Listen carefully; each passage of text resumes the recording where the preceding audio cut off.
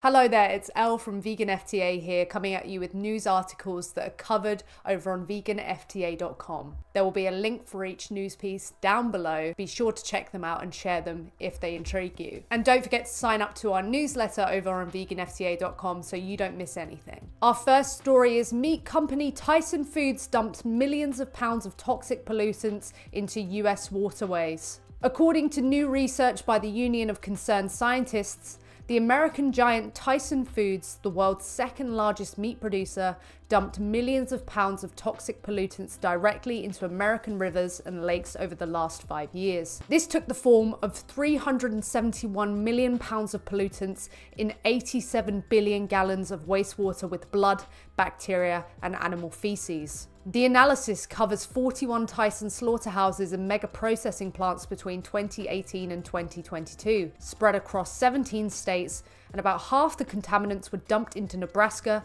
Illinois, and Missouri waterways. Omanjama Goswami, one of the report's co-authors, said to The Guardian, "There are over 5,000 meat and poultry processing plants in the United States, but only a fraction are required to report pollution and abide by limits. As one of the largest processors in the game, with a near monopoly in some states, Tyson is in a unique position to treat even hefty fines and penalties for polluting as simply a cost of doing business. This has to change." It seems like these meat processing companies can get away with not considering the interests of individuals, which isn't really shocking because their entire business does not consider the need of individuals whatsoever. It's literally a business of selling animal body parts. So it seems as no real surprise that they would be inconsiderate to others. The worst of all is that this company is allowed to pollute as much because of the influence it has over politicians. According to political finance watchdog Open Secrets, the meat processing industry spent $4.3 million on lobbying in Washington in 2023, of which Tyson accounted for almost half, $2.1 million.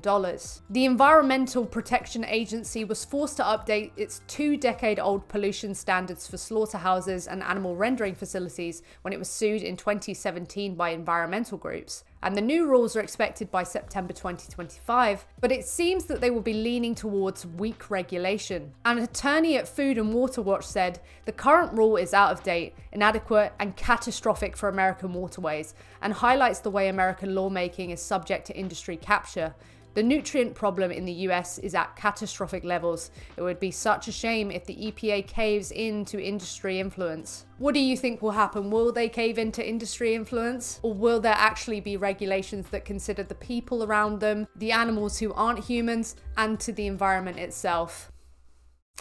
Who knows, really? It seems that the damage animal agriculture does knows no bounds. Not only is it decimating the lives of billions of animals, but it's causing such catastrophic effects to its direct environment and the environment and people far, far away from it. Our next story is plans for a new Jacksonville slaughterhouse withdrawn after opposition from activists and residents. On the 18th of April 2024, the Jacksonville Planning Commission public hearing received a surprise announcement by Mohammed Faisal, owner of Apna Bazaar, withdrawing his application for electric, sewer, water service, and a zoning exception, part of his proposal to build a new slaughterhouse in Jacksonville, Florida, USA. The vegan and animal protection groups In Defense of Animals, Plant-Based Treaty, Solutionary Species, and community residents celebrated this win after joining forces to oppose this proposal. Lisa, campaign's director of In Defense of Animals, said, "The slaughterhouse was still in the permitting process,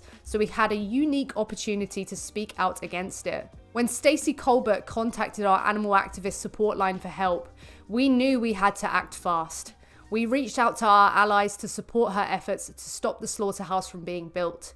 We are delighted to have helped prevent environmental pollution, hazardous traffic, and the screams of suffering animals from destroying this peaceful residential neighborhood." Obviously, many slaughterhouses do exist, but one less slaughterhouse means many more animals not being killed. US liaison and campaigner for Plant-Based Treaty said, "This victory goes to show that people have the power to make a difference by showing up and speaking out against these unnecessary facilities. We are living in a time where we should be phasing out animal agriculture and switching to plant-based food systems to make crucial changes necessary for our health and the future of our planet and all those that we share it with. And of course, those crucial changes that are necessary for the animals who are exploited and killed in this process." The president of Solutionary Species said, "We are overjoyed that our voices, united in purpose and number, have successfully protected the animals in this community from a horrific new murdering facility being erected. This victory reminds us that all the powerful impact we can have when we stand together. Let it be a resounding message that active participation and collective action are not only vital, but truly effective.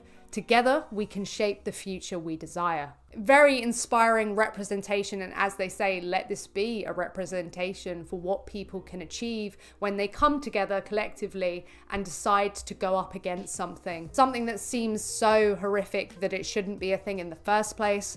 But of course, these slaughterhouses do exist. More people wish to erect them, but we can have the ability to stop that. It's just coming together communally and making that change, and then applying that pressure so people look to alternatives. Let us know down below if you're inspired by this story. And finally, record-breaking Mongolian vegan runner wins a 48-hour ultramarathon in Florida. The vegan runner Badjagal Bayamba ran 275 kilometers in 2 days to win the Save the Daylight Ultra in Florida, US. He ran 172 miles to win by over 22 miles. An ultramarathon, also called ultra distance or ultra running, is a foot race longer than the traditional marathon length of 42.195 kilometers. Various distances, surfaces, and formats are raced competitively. In 2022, Bayamba ran the 48-hour World Championships and won the world title. He also won the 10-day Sri Chinmoy race. He has the course record for the Icarus Florida 6-day race and other records in his home Mongolia. Between 2021 and 2022, he ran 1,111 kilometers to win the Across the Years 10-day race. Getting the impression that Bayamba is an amazing runner. So much for vegans being weak, hey? In 2013, he broke the 24-hour national record for his home nation of Mongolia after completing 182 kilometers. And he has completed a 10-day Sri Chinmoy race 5 times. He won it in 2017 and again in 2019.